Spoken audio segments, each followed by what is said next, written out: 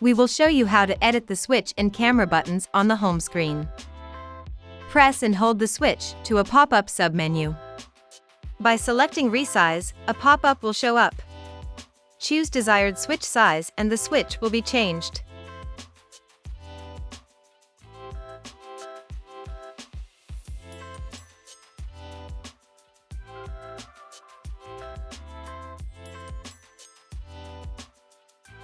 You can also, by holding the switch, reach the PGM settings for the switch. In the pop-up submenu, choose Edit and the PGM settings will be opened.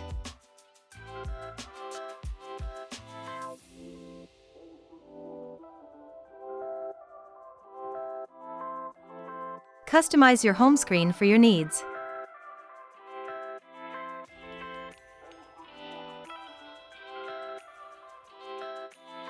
You can change the size of the camera button and reach camera settings by holding the button as well.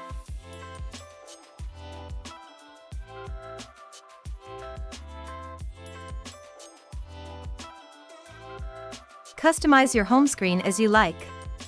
And make Protegus more convenient for daily use.